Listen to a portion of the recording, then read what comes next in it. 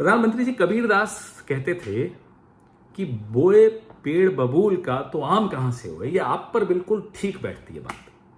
9 साल आपने गंवा दिए इस देश के बुजुर्गों को, पूर्वजों को गाली देकर।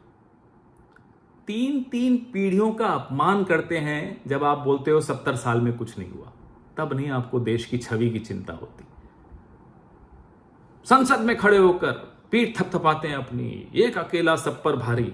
विश्व देख भी रहा होता है और हंस भी रहा होता है। तब नहीं चिंता होती है आपको देश की छवि की।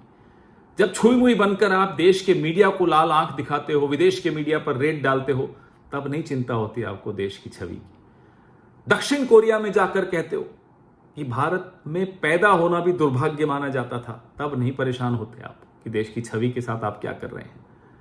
प्रधानमंत्री जी, लोकतंत्र पे हमले आप करते हैं तो इसलिए चर्चा उस पर होती है। और कैम्ब्रिज यूनिवर्सिटी के बच्चों के बीच में लोकतंत्र के सामने चुनौतियों पर अगर चर्चा हो रही हो तो लोकतंत्र को मजबूत करने की कवायद है।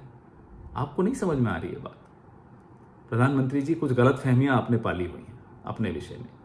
आप सिर्फ एक प्रधानमंत्री हैं, आप भगवान नहीं हैं, आप सृष्टिकर्ता नहीं हैं, आपकी अनुमति से सूरज उगता नहीं है, आपके भय से चंद्रमा अस्त नहीं होता। ये गलतफहमियां अपने मन से निकाल लीजिए। और अगर आपको देश की छवि की ज़्यादा चिंता है या अपनी छवि की बहुत ज़्यादा चिंता है तो ये समझ लीजिए कि अगर बबूल बोओगे तो आम नहीं मिलेगा।